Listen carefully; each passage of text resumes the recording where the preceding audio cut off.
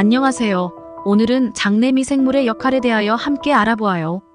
장내 미생물의 역할은 첫 번째로는 영양 소발효가 장에서 일어납니다.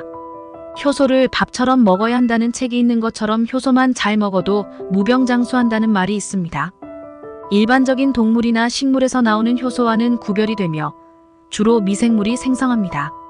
이는 미생물의 종류와 발효 조건에 따라 다양한 특성을 지니고 있으며 우리 몸에서 일어나는 대사 반응에서 필수적인 역할을 하며 소화와 흡수를 돕는 역할을 합니다. 또한 장내 유해균을 억제하고 유익한 미생물의 증식을 도와 장 건강을 촉진합니다. 이는 우리 몸의 면역 체계와도 관련이 있으며 장 건강이 좋아지면 다양한 질환을 예방하는 데 도움이 됩니다. 발효효소의 효능으로는 면역력 강화와 노화 예방, 혈액순환 개선과 혈관 건강, 해독작용과 간 기능 개선에 도움을 줍니다. 수용성 식이섬유인 귤, 사과, 포도, 다시마 등 불용성 식이섬유인 당근, 밀, 귀리 등을 식전에 풍부하게 복용해야 합니다. 프로바이오틱스의 먹이인 프리바이오스틱스입니다. 발효효소로는 요구르트, 된장, 고추장, 김치, 젓갈, 음료 등 많이 있습니다. 섭취 시 주의사항은 과다 섭취를 피하고 개인의 체질과 알러지를 고려해야 하고 의약품과의 상호작용을 주의하고 적절한 섭취 시간을 유지하는 것이 좋습니다. 두 번째로는 면역 강화입니다. 면역의 70%가 장에서 활성화가 됩니다. 면역이란 병원체에 대항하여 자기를 지키는 작용입니다. 즉, 내 것을 자비롭게 패스해주고 내 것이 아닌 것은 무자비하고 죽여버리는 것으로 바이러스, 세균, 원생동물, 균류, 요충과 촌충 등 신체에서 병을 일으키는 존재를 물리치는 것입니다. 면역세포들은 우리 몸을 순찰하여 암이나 정상적이지 않은 내 세포를 인식하여 제거하고 면역세포들이 우리 몸을 순찰하다가 죽거나 손상된 조직 및 오래된 적혈구를 제거하고 우리 몸을 전체 순환을 하다가 면역계들은 질병을 일으키는 병원체를 처치해서 인체를 보호하는 역할을 합니다. 면역계의 이동 통로는 혈액과 림프를 타고 우리 온몸의 면역계들은 상시 우리 몸을 보호합니다. 십이지장에서는 음식물을 최종 소화시키고 분해하는 곳이고 공장에서는 혈액으로 흡수하는 곳입니다. 췌장에서는 항원, 항체 반응이 일어나는 파이어판이 있고 M세포라고 하는 동네 양아치가 있는데 바이러스를 매크로파지, 수지상세포를 넘겨주고 매크로파지는 보조 T림프구에서 항원 제시하고 항체를 생성합니다. 70% 이상의 조절면역세포 헬프 T셀가 장에 있습니다. 미생물의 집단인 마이크로바이옴과 장세포인 프리바이오틱스 사이의 점막은 세포로 이루어져 있는데 다양한 유익균으로 구성해야 합니다. 그러기 위해서는 미생물의 먹이인 식이섬유를 섭취해야 합니다. 세 번째로는 영양소 흡수입니다. 영양소 흡수를 위해서는 먼저 소화가 이루어져야 합니다. 소화란 섭취한 음식물 고분자의 몸에 흡수되기 쉬운 형태 저분자로 변화시키는 과정으로 소화기관을 지나는 동안 소화효소에 의해 분해되는 것을 말합니다. 탄수화물은 포도당으로, 단백질은 아미노산으로, 지방은 지방산과 모노글리세이드로 분해되고 비타민과 미네랄, 물은 그대로 흡수됩니다.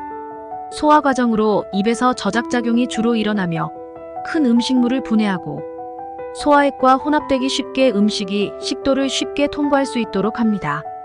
위에서는 단백질 분해 효소인 펙틴, 염산, 점액, 내인성 인자 및 일종의 호르몬인 가스트린 등을 분비하여 강산성을 띠고 있습니다.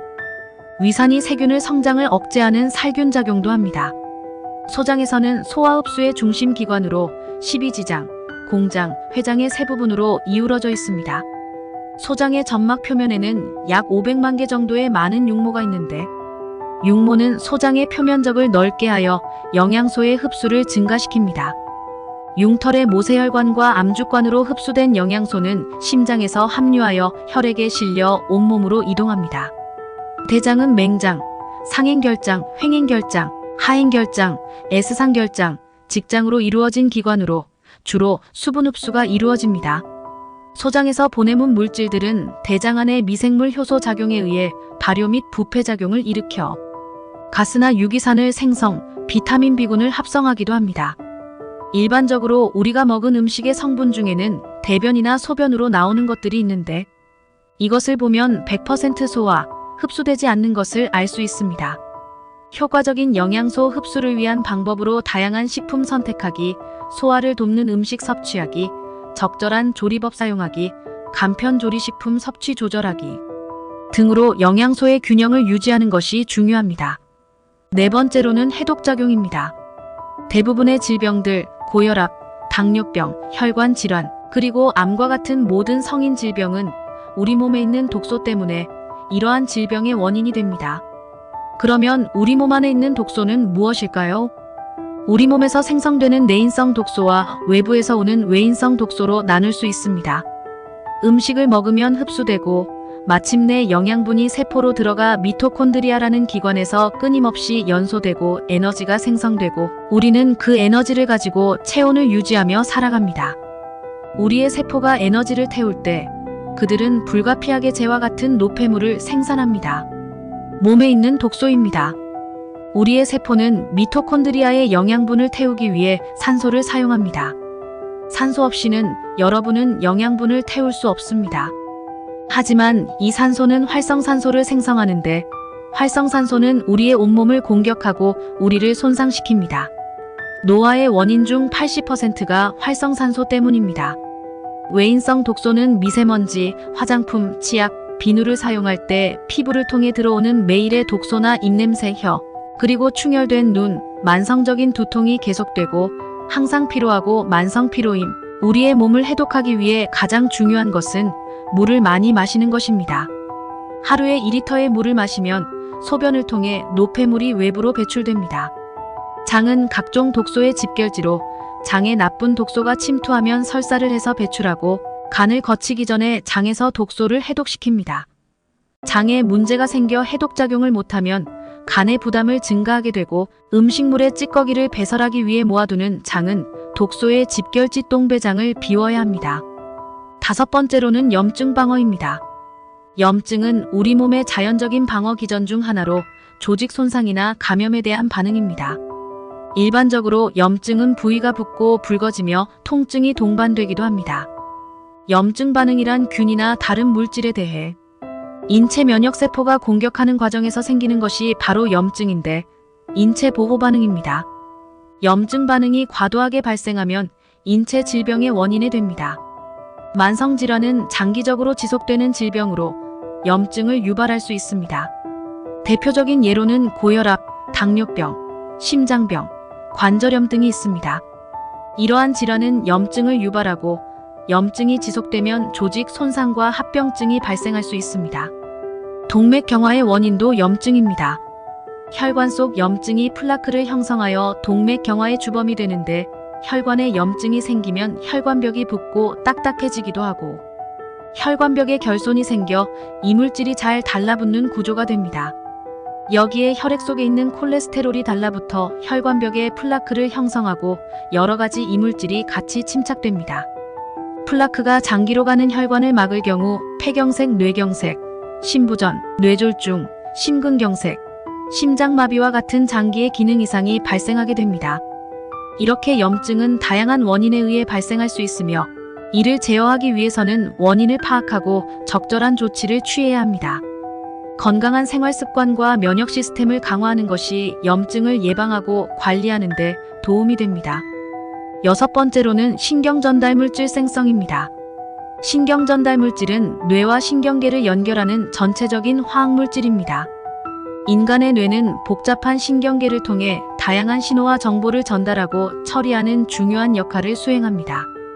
이 신호 전달 체계에서 신경전달물질은 뇌와 신경계를 연결하여 신호를 전달하고 인지기능, 운동조절, 감정조절 등 다양한 생리적 기능을 조절하는데 필수적입니다. 두 번째, 뇌인 장내 미생물은 음식물의 섭취와 장내 미생물의 역할로 뇌신경 물질의 전구체가 생성된다고 하겠습니다.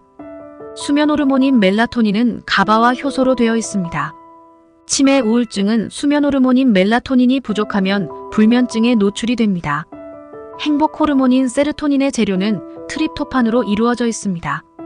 항우울증, 우울증, 조울증의 약물 복용보다는 바나나, 귀리, 닭가슴살, 콩 등 식품을 먹어서 장내 미생물을 잘 관리해야 하겠습니다.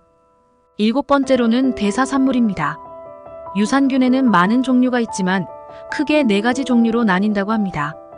살아있는 유산균인 프로바이오틱스, 유산균의 먹이인 프리바이오틱스, 유산균과 유산균 먹이를 결합한 신바이오틱스, 유산균과 음식에 의해 생성되는 대사산물 및 유산균의 대사 과정을 더한 포스트바이오틱스라고 합니다. 우리가 음식을 먹어서 에너지를 만들어 활동하듯이 장내에 살고 있는 수많은 균주들도 우리가 섭취한 다양한 음식을 서로 분해시키면서 대사물질이라는 것을 만들어냅니다. 쉽게 생각하면 장내 미생물이 먹이를 섭취하고 만들어내는 새로운 물질이 대사물질인 것입니다. 장내 미생물은 체내의 소화효소가 분해하지 못하는 음식물을 소화시키는 기능부터 뇌 활성 물질인 가바, 단쇠지방산, 비타민 합성, 세로토닌 생성 등 너무나 중요한 일들을 하고 있습니다. 이렇게 장내 미생물의 역할 7가지를 알아보았습니다. 그럼 장내 미생물을 건강하게 유지하려면 어떻게 해야 할까요? 첫 번째로 식이섬유의 섭취를 늘리기 위해서 수용성 식이섬유와 불용성 식이섬유를 골고루 섭취해야 합니다. 두 번째로 발효식품을 충분히 섭취하여 장내 미생물 종류를 다양하게 늘려야 합니다. 세 번째로 설탕을 줄여야 합니다. 네 번째로 인스턴트 식품을 가급적 멀리하고 가공식품, 식품 첨가물이 들어간 식품을 피해야 하겠습니다. 다섯 번째로 음식물을 섭취 시 잘 씹어서 먹어야 합니다. 여섯 번째로 규칙적이며 적절한 운동을 생활화하여야 합니다. 일곱 번째로 자연을 가까이 하는 생활 습관을 만들어야 하겠습니다. 모든 병은 장에서부터 시작됩니다.